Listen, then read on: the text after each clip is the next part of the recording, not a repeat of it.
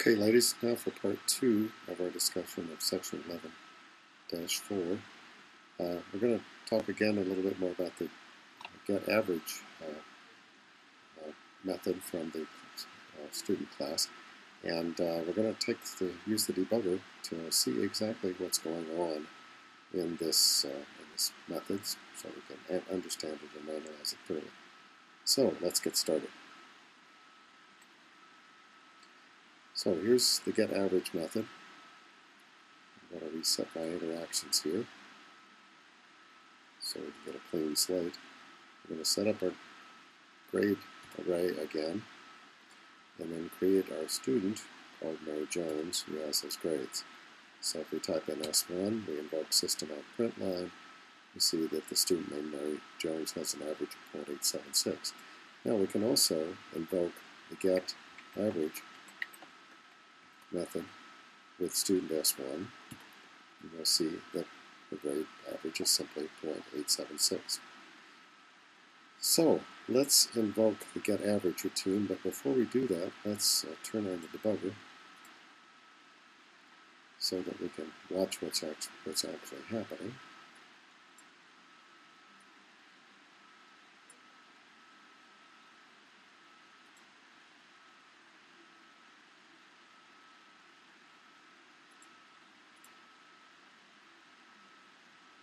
So we recompile everything, turn on the debugger,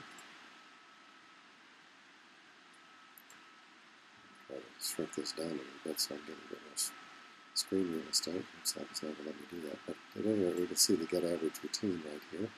So what I'm going to do is I'm going to put a breakpoint in here, right at this point. Remember, we right click and toggle the breakpoint.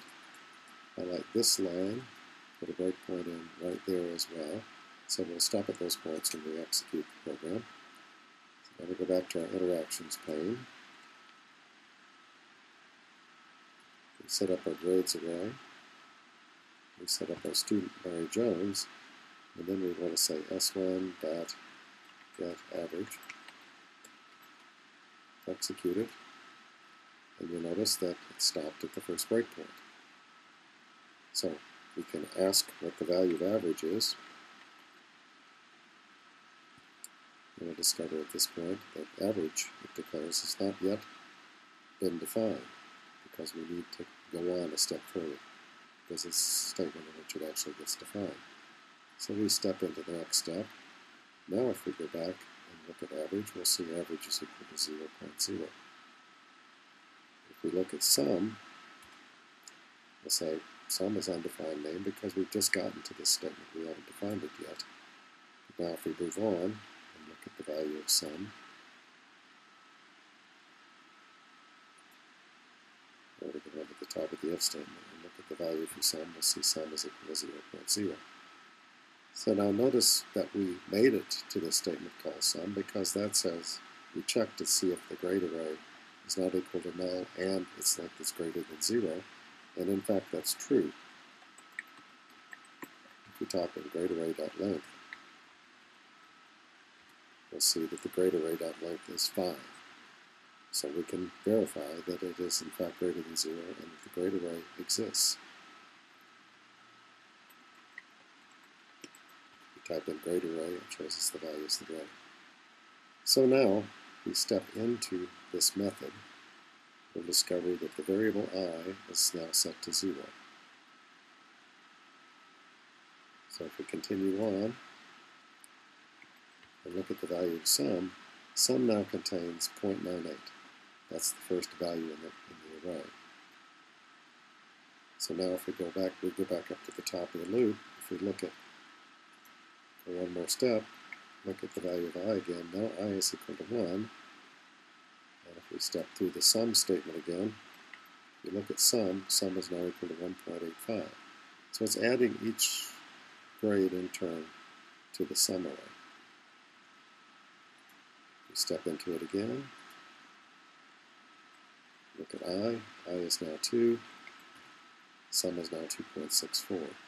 And so forth and so on. So it's just looping back and forth through the array, and it's going to continue doing that until, let's see, for as long as I is less than this array, this grade array.length. Grade array.length we discovered earlier was 5, so it's going to do it one more time.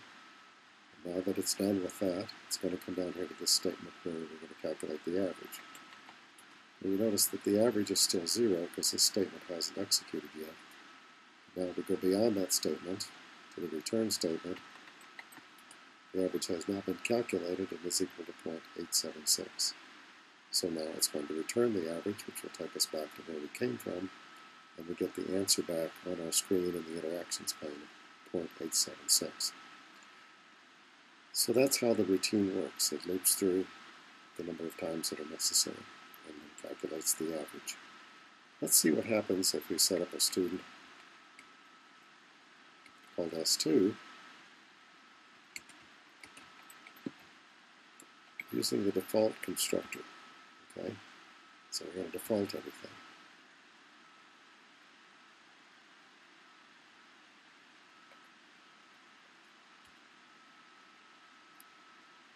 Get out of the debugger here before I do that. Let's try this again.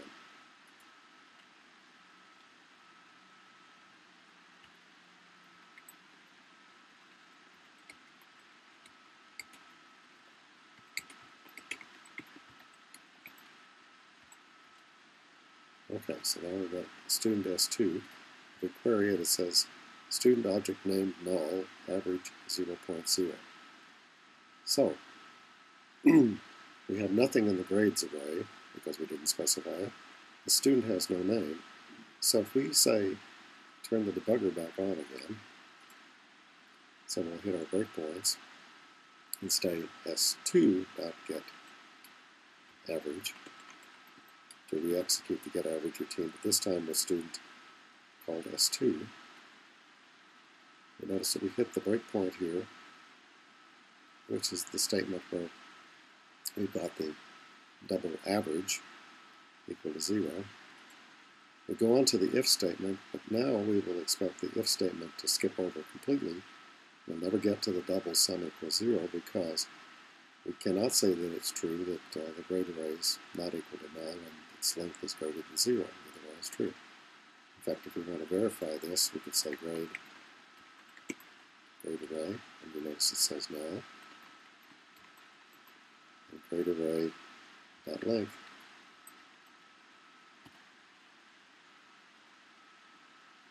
It doesn't even specify it, so it's got to be 0. It isn't even defined. So we continue to step through our routine and notice that we now immediately skip down to the step that says return average. The if statement was not true, the loop did not get executed, and the value that's returned, which you'll notice down here at the bottom, is 0.0. So we can completely look at how, using the debugger, how a particular method executes. Alright, so that's the get average routine and how it works. Get average routine is a good example of a method that we can use to do some sort of calculation using the data that's contained in the instance variables of a particular object or class. And now we understand how it works. So we'll pause this video and we'll go on to section 11.5 in our next video.